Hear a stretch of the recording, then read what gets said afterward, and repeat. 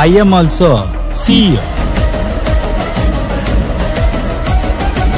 Hi hello ನಮಸ್ತೆ ಸ್ನೇಹಿತರೆ, welcome back to the channel CEO vlogs. ಎಲ್ಲರೂ ಹೇಗಿದ್ದೀರಾ? ಐ ಥಿಂಕ್ ಎಲ್ಲರೂ ಚೆನ್ನಾಗಿದ್ದೀರಾ ಅಂತ ಅಂದ್ಕೊಳ್ತೀನಿ.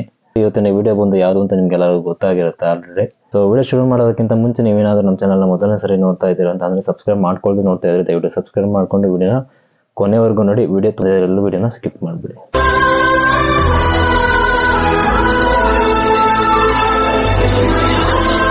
ಸ್ನೇಹಿತರೆ, ನಿಮ್ಗೆಲ್ಲರಿಗೂ ಗೊತ್ತಿರೋಂಥದ್ದೇ, ಬೆಂಗಳೂರಂತ ದೊಡ್ಡ ದೊಡ್ಡ ಸಿಟಿಗಳಲ್ಲಿ ಟ್ರಾಫಿಕ್ಗಳು ಯಾವ ಥರ ಟ್ರಾಫಿಕ್ ಇರುತ್ತೆ, ಆ ಟ್ರಾಫಿಕಲ್ಲಿ ಗಾಡಿ ಓಡಿಸೋದಕ್ಕೆ ಯಾವ ಥರ ಕಷ್ಟಪಡಬೇಕು, ಆ ಬಿಸಿಲಲ್ಲಿ ಆ ಟ್ರಾಫಿಕಲ್ಲಿ ಯಾವ ಥರ ಕಷ್ಟಪಡಬೇಕು.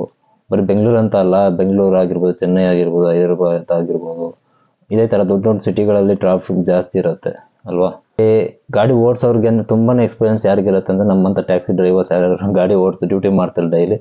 ಸೊ ನಮ್ಗಳಿಗೆ ಜಾಸ್ತಿ ಎಕ್ಸ್ಪೀರಿಯನ್ಸ್ ಆಗಿರುತ್ತೆ ಯಾವ ಥರ ಟ್ರಾಫಿಕಲ್ಲಿ ಯಾವ ಥರ ಇರುತ್ತೆ ಟ್ರಾಫಿಕ್, ಅದ್ರ ಕಷ್ಟ ಏನು, ಆ ಟ್ರಾಫಿಕಲ್ಲಿ ಗಾಡಿ ಓಡಿಸೋದ್ರ ಕಷ್ಟ ಏನು ಅನ್ನೋದು ನಮ್ಗೆ ಮಾತ್ರ ಗೊತ್ತಿರುತ್ತೆ. ಒಂದು ರೀಸನಿಂದ ಸುಮಾರು ಜನ ಅಂದರೆ ಸುಮಾರು ಸ್ವಂತ ಗಾಡಿಗಳು ಇರುತ್ತೆ, ಆದರೆ ಆ ಟ್ರಾಫಿಕಲ್ಲಿ ಯಾರು ಓಡಿಸ್ತಾರೆ ಅಂದ್ಬಿಟ್ಟು ಫೋರ್ ವೀಲರ್ ಅವ್ರದ್ದು ಸ್ವಂತ ಗಾಡಿ ಏನಿರುತ್ತೆ ಅದನ್ನು ತೊಗೊಂಡು ಅವ್ರು ಡ್ರೈವಿಂಗ್ ಮಾಡೋಕ್ಕೆ ಬರೋಲ್ಲ, ಅಂದರೆ ರೋಡ್ ಬರೋಲ್ಲ. ಬೆಂಗಳೂರಲ್ಲಿ ಸುಮಾರು ಜನ ಆ ಥರ ಬರೋಲ್ಲ.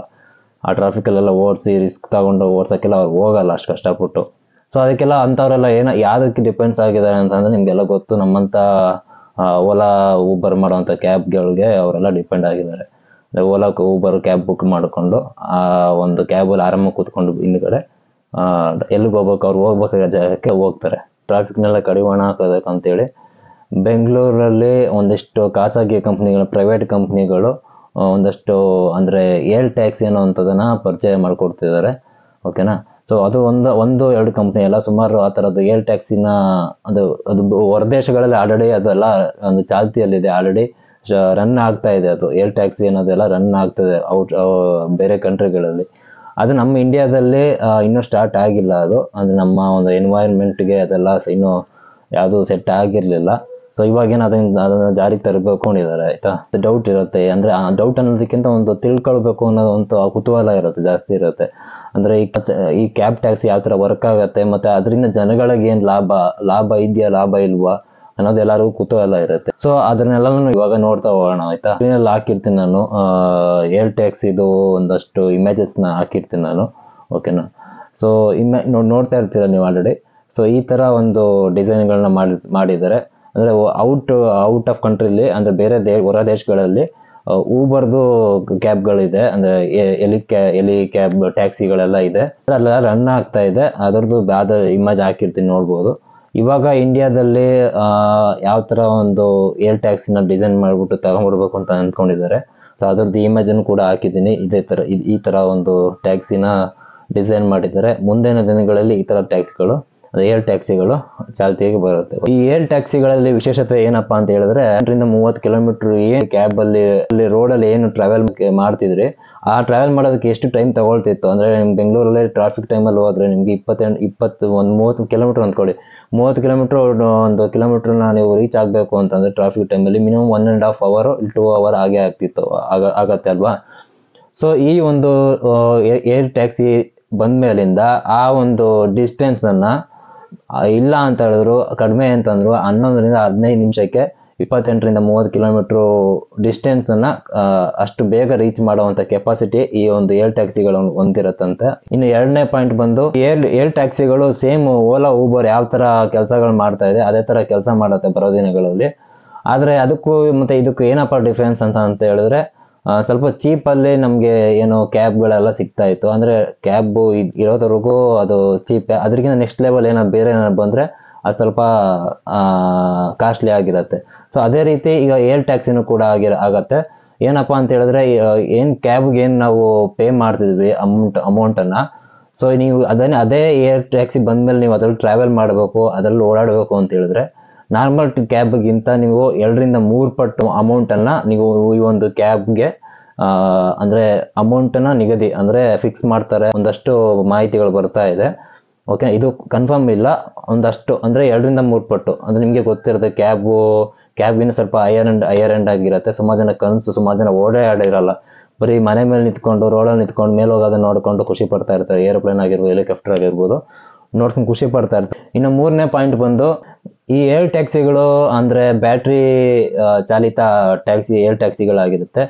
ಸೊ ಇದನ್ನು ಒಂದ್ಸಲ ಚಾರ್ಜ್ ಮಾಡಿದ್ರೆ ಹಬ್ಬ ಅಂದರೆ 200 ಕಿಲೋಮೀಟರ್ ತನಕ ಹೋಗುವಂಥ ಕೆಪಾಸಿಟಿಗಳನ್ನ ಈ ಒಂದು ಏರ್ ಟ್ಯಾಕ್ಸಿಗಳು ಹೊಂದಿರುತ್ತೆ. ಈ ಏರ್ ಟ್ಯಾಕ್ಸಿ ಏನಿದೆ ಇದ್ರ ಸ್ಪೀಡ್ ಬಂದು ನಾರ್ಮಲ್ ಟ್ಯಾಕ್ಸಿಗಿಂತ 8ರಿಂದ 10 ಪಟ್ಟು ಹೆಚ್ಚು. ಅಂದರೆ ಲೆಕ್ಕ ಹಾಕೊಳ್ಳಿ ಸ್ಪೀಡ್ ಎಷ್ಟು ಮಟ್ಟಿಗೆ. ನಾವು ನಾರ್ಮಲ್ ಆಗಿ ಟ್ರಾಫಿಕ್ ಇಲ್ದ ಟೈಮಲ್ಲಿ ಯಾವ ಸ್ಪೀಡಲ್ಲಿ ಹೋಗ್ತೀವಿ, ಕ್ಯಾಬಲ್ಲಿ ಟ್ರಾಫಿಕ್ ಇದ್ದಾಗ ಯಾವ ಸ್ಪೀಡಲ್ಲಿ ಹೋಗ್ತೀವಿ, ಅದಕ್ಕಿಂತ 8ರಿಂದ 10 ಪಟ್ಟು ಜಾಸ್ತಿ ವೇಗದಲ್ಲಿ ಅಷ್ಟು ಸ್ಪೀಡಲ್ಲಿ ಈ ಒಂದು ಏರ್ ಟ್ಯಾಕ್ಸಿ ಟ್ರಾವೆಲ್ ಮಾಡತ್ತಂತೆ. ಸೊ ಅಂದರೆ ನಿಮಗೆ ಒಂದು ತಿಳ್ಕೊಳ್ಳಿ ಎಷ್ಟು ಬೇಗ ರೀಚ್ ಆಗ್ಬೋದು. ನಾವು ಅಂದ್ಕೊಂಡಿರೋ ಈ ಒಂದು ಏನು ಸೇವೆ ಬಂದರೆ ಏರ್ ಟ್ಯಾಕ್ಸಿ ಬಂದರೆ ಬೆಂಗಳೂರಿಗೆ ನಾವು ಅಂದ್ಕೊಂಡಿರೋಂಥ ಪ್ಲೇಸ್ಗೆ ಎಷ್ಟು ಬೇಗ ಹೋಗಿ ತಲುಪ್ಬೋದು. ಈ ಒಂದು ಏರ್ ಟ್ಯಾಕ್ಸಿಗಳಲ್ಲಿ 1+2 ಇಲ್ಲ ಅಂದರೆ 1+2 ಇಲ್ಲ ಅಂದರೆ 1+1 ಈ ಥರ ಒಂದು ಪ್ಯಾಸೆಂಜರ್ ಕೆಪಾಸಿಟಿನ ತರುವಂಥ ಚಾನ್ಸಸ್ ಇದೆ ಅಂತೆ. ಸೊ ಪ್ಲಸ್ ಅದ್ರ ಜೊತೆಗೆ 250ರಿಂದ 300 kg ಲಗೇಜ್ನು ಕೂಡ ಈ ಒಂದು ಏರ್ ಟ್ಯಾಕ್ಸಿ ಬರುವಂಥ ಕೆಪಾಸಿಟಿನ ಹೊಂದಿರುತ್ತೆ. ಸುಮಾರು ಜನಕ್ಕೆ ಡೌಟ್ ಇರುತ್ತೆ ಈ ಏರ್ ಟ್ಯಾಕ್ಸಿಗಳಿಗೆಲ್ಲ ಏರ್ ಟ್ಯಾಕ್ಸಿ ಹತ್ಬೇಕು ಅಂತಂದರೆ ರೋಡ್ಗೆ ಮನೆ ಹತ್ರ ಬರಲ್ಲ, ಮತ್ತೆ ಮನೆ ಹತ್ರ ಎಲ್ಲ ಬರಲ್ಲ. ಕ್ಯಾಬ್ಗಳು ಹೆಂಗೆ ಮನೆ ಹತ್ರ ಡೋರ್ ಸ್ಟೆಪ್ ಬರುತ್ತೆ ಆ ಥರ ಮನೆ ಹತ್ರ ಎಲ್ಲ ಬರಲ್ಲ. ಎಲ್ಲೋ ಹೋಗ್ಬೇಕಾಗತ್ತೆ ಹತ್ತೋದಕ್ಕೆ ಅಥವಾ ಇಳಿಯೋದಕ್ಕೆ. ನಾವು ಹೋಗ್ಬೇಕಾದ ಜಾಗದಲ್ಲೇ ನೀವು ಕರೆಕ್ಟಾಗಿ ಹೋಗಿ ಡ್ರಾಪ್ ಮಾಡ್ತಾರೆ ಅಂತ ಡೌಟ್ ಇರುತ್ತೆ. ಸೊ ಅದಕ್ಕೆಲ್ಲದಕ್ಕೂ ಇವರು ಯಾವ ಥರ ಈ ಒಂದು ಏರ್ ಟ್ಯಾಕ್ಸಿಗಳನ್ನ ಡಿಸೈನ್ ಮಾಡಿದ್ದಾರೆ ಅಂತ ಹೇಳಿದ್ರೆ ಇದಕ್ಕೆ ಇದನ್ನ ಲ್ಯಾಂಡ್ ಮಾಡೋದಕ್ಕಾಗಿರ್ಬೋದು ಇಲ್ಲ ಪಾರ್ಕಿಂಗ್ ಮಾಡೋದಕ್ಕೆ ಏನಂತಾರ ಹೇಳ್ಕೊಳ್ಳಿ. ಸೊ ಲ್ಯಾಂಡ್ ಮಾಡೋದಕ್ಕಾಗಿರ್ಬೋದು ಇದಕ್ಕೆ ನಿಮಗೆ ಎಲಿಪ್ಯಾಡ್ ಅವಶ್ಯಕತೆ ಇರೋದಿಲ್ಲ, ಮತ್ತು ಏರ್ಪೋರ್ಟ್ ಸ್ಪೇಸ್ ಕೂಡ ಬೇಕಾಗಿಲ್ಲ ಇದಕ್ಕೆ. ಓಕೆನಾ. ಇದನ್ನ ಯಾವ ಥರ ಲ್ಯಾಂಡ್ ಮಾಡ್ಬೋದು ಅಂತ ಹೇಳಿದ್ರೆ ಇಲ್ಲೊಂದಂಥ ಸಿಟಿಗಳಲ್ಲಿ ತುಂಬಾ ಅಪಾರ್ಟ್ಮೆಂಟ್ಸ್ಗಳು ನೋಡಿರ್ತೀರ ನೀವು, ಅಪಾರ್ಟ್ಮೆಂಟ್ಗಳು ಜಾಸ್ತಿ ಇರುತ್ತೆ.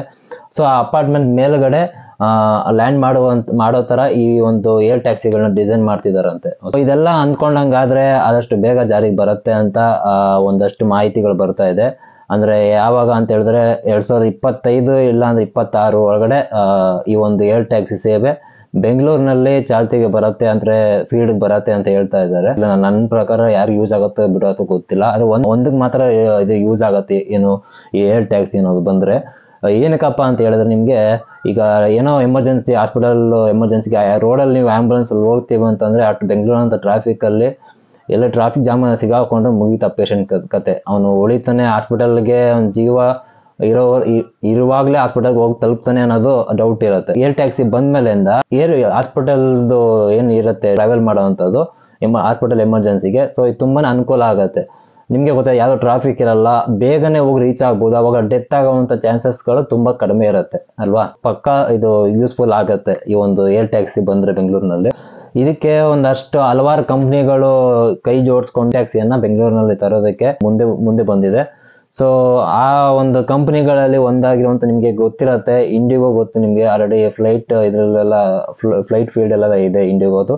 ಸೊ ಇಂಡಿಗೋ ಮತ್ತು ಇನ್ನೊಂದು ಆರ್ಚರ್ ಏವಿಯೇಷನ್ಸ್ ಅಂತ ಈ ಥರ ಸುಮಾರು ಕಂಪ್ನಿಗಳೆಲ್ಲ ಕೈ ಜೋಡಿಸ್ಕೊಂಡು ಬೆಂಗಳೂರಿನಲ್ಲಿ ಆದಷ್ಟು ಬೇಗ ಹೇಳಿದ್ನಲ್ಲ 2025 ಎಂಡ್ ಇಲ್ಲ 2026ಕ್ಕೆ ಏರ್ ಟ್ಯಾಕ್ಸಿನ ಅಂದರೆ ಜನರಿಗೆ ಸರ್ವಿಸ್ಗೆ ಬಿಡಬೇಕು ಅಂತ ಪ್ಲ್ಯಾನ್ ಮಾಡ್ಕೊಂಡಿದೆ. ಸೊ ನಿಮ್ಗೆ ಎಷ್ಟು ಕುತೂಹಲ ಅಂದರೆ ಎಲ್ಲರಿಗೂ ಈಗ ಸ್ಟಾರ್ಟಿಂಗು ಕ್ಯಾಬ್ ಅನ್ನೋದು ಬರೋದಕ್ಕಿಂತ ಮುಂಚೆ ಹೊಸ್ದಲ್ಲ ಕ್ಯಾಬ್ ಅನ್ನೋದೆಲ್ಲ ಪರಿಚಯ ಆದಾಗ ಜನಕ್ಕೆಲ್ಲ ಪರಿಚಯ ಆದಾಗ ಒಂದು ಕುತೂಹಲ ಇರ್ತಿತ್ತು, ಯಾವ ಥರ ಇರುತ್ತೆ ಏನು ಎತ್ತ ಅಂತ ಕುತೂಹಲ ಇರ್ತಿತ್ತು. ಅದು ಹೋಗ್ತಾ ಹಳೇದಾಗ್ತಾ ಅದ್ರ ಬಗ್ಗೆ ನಮಗೆ ಅಷ್ಟು ಏನು ಇಂಟ್ರೆಸ್ಟ್ ಇರಲ್ಲ. ಸೊ ಇದು ಅದೇ ರೀತಿ. ಸೊ ಏರ್ ಟ್ಯಾಕ್ಸಿ ಬರ್ತಿದೆ ಅಂತ ಎಲ್ಲರಿಗೂ ಕುತೂಹಲ ಇರುತ್ತೆ, ಯಾವ ರೀತಿ ಇರುತ್ತೆ, ಯಾವ ಥರ ಟ್ರಾವೆಲ್ ಮಾಡ್ಬೋದು, ಹೆಂಗೆ ಏನು ಅಂತ ಸ್ವಲ್ಪ ಜನ ಕುತೂಹಲ ಇರುತ್ತೆ. ಕಾದು ನೋಡ್ಬೇಕಾಗತ್ತೆ ಯಾವ ರೀತಿ ಬರುತ್ತೆ ಏನು ಎತ್ತ ಅಂತ. ಅದು ಬಂದ್ಮೇಲಿಂದ ಸುಮಾರು ಜನ ಹೇಳ್ಬೋದು ಟ್ಯಾಕ್ಸಿಗೆ ಏನಾದರೂ ಅಂದರೆ ಕ್ಯಾಬ್ಗಳಿಗೆ ಏನಾದರೂ ತೊಂದರೆ ಆಗತ್ತಾ ಏನು ಎತ್ತ ಅಂತ. ಅಷ್ಟೊಂದು ದೂರ ಯೋಚನೆ ಮಾಡೋಂಥ ಶಕ್ತಿ ಇಲ್ಲ ನನಗೆ. ಆಲ್ಮೋಸ್ಟ್ ಅದಕ್ಕೆ ಸ್ವಲ್ಪ ಕಾಸ್ಟ್ ಜಾಸ್ತಿನೇ ಇರುತ್ತೆ.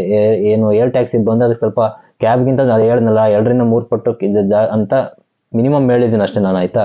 ಅದಕ್ಕಿಂತ ಜಾಸ್ತಿನೇ ಆಗ್ಬೋದು, ಅದಕ್ಕಿಂತ ಕಡಿಮೆ ಆಗೋ ಚಾನ್ಸಸ್ ಇಲ್ಲ. ಅದಕ್ಕಿಂತ ಜಾಸ್ತಿನೇ ಒಂದು 2ರಿಂದ 3 ಪಟ್ಟು ಏನು ಟ್ಯಾಕ್ಸಿಗೆ ಏನು ಪೇ ಮಾಡ್ತಾರೆ ಅದಕ್ಕಿಂತ 2ರಿಂದ 3 ಪಟ್ಟು ಇರುತ್ತೆ. ಪ್ಲಸ್ ಅದಕ್ಕಿಂತ ಜಾಸ್ತಿ ಆದರೂ ಆಗ್ಬೋದು. ಕೊಡುವಂಥ ಶಕ್ತಿ ಇರೋವಂಥ ಜನ ಅದರಲ್ಲಿ ಓಡಾಡ್ತಾರೆ.